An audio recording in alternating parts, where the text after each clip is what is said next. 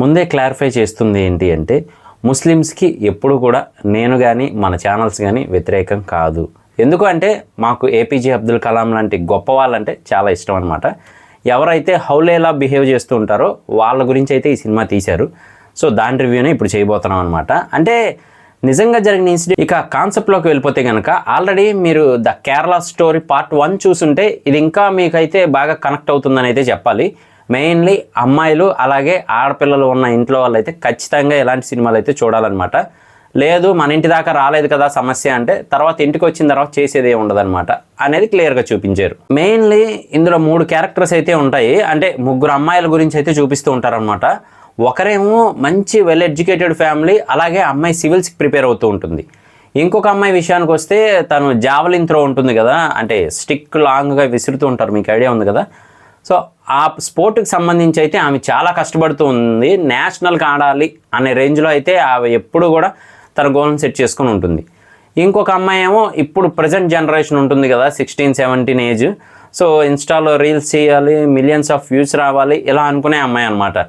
వీళ్ళందరికీ కూడా ఎమోషనల్గా చాలా దగ్గరగా వస్తారు ముస్లిం అబ్బాయిలు. వాళ్ళ క్యారెక్టరైజేషన్ విషయానికి వస్తే ఇన్స్టాగ్రామ్ రీల్స్ చేస్తున్న అమ్మాయికి నువ్వు చాలా ఫేమస్ అయిపోతావు, ఇలా చేసేవాళ్ళు అసలు ఎవరు లేరు తెలుసా, మిలియన్స్లో వ్యూస్ వస్తాయి అని అయితే మాటలు చెప్తారు. కానీ వాళ్ళ పేరెంట్స్, అంటే అమ్మాయి పేరెంట్స్ ఎవరైతే ఉంటారో వాళ్ళు భయపడుతూ ఉంటారు.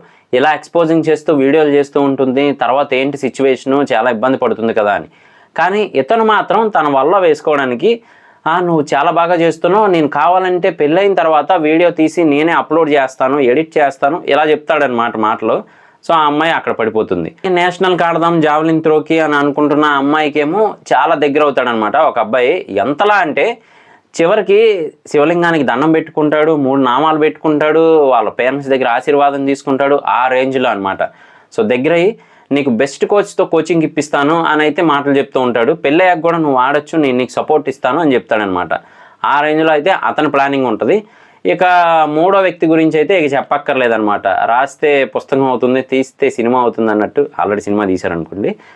అతను ఏం చెప్తాడా అంటే సివిల్స్కి ప్రిపేర్ అయ్యే అమ్మాయికి, నేను అభ్యుదయవాదిని, నువ్వు ఎలా అయినా ఉండొచ్చు, ఏదైనా చేయొచ్చు, నాకు అన్ని మతాలు ఒకటే అని చెప్తాడు.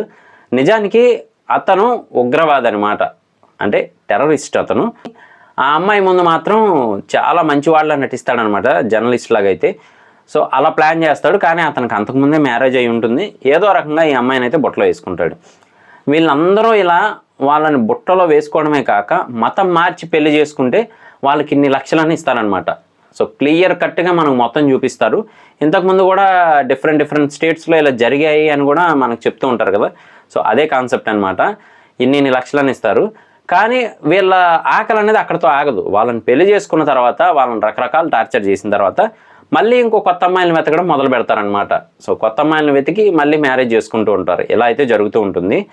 చివరికి వీళ్ళందరిలో ఎవరైనా సేఫ్గా బయటకు వచ్చారు అంటే కనుక ఆ జావలిన్ త్రో అమ్మాయి ఎవరైతే ఉన్నారో ఆవిడ మాత్రమే తప్పించుకొని మొత్తానికి బయటకు వస్తారు. మిగతా 2 బలైపోతారు, అంటే చనిపోతారు. సో క్లియర్గా అయితే మెసేజ్ని చెప్పింది ఏంటి అంటే మూవీతో లవ్ చేయడం ముఖ్యం కాదు, ముందు పేరెంట్స్ ఏం చెప్తున్నారు అనేది వినండి, దాని ప్రకారమే వెళ్ళండి అని. ఈ మూవీలో ఎవ్వరు కూడా పేరెంట్స్ మాట అయితే వినరనమాట, నచ్చినట్టు చేసుకుంటారు. కానీ చివరికి పశ్చాత్తాపడి మొత్తానికి 2 ప్రాణాలు వదిలేస్తారు, ఒకరు తిరిగి ఇంటికి వస్తారు. ఇది స్టోరీ.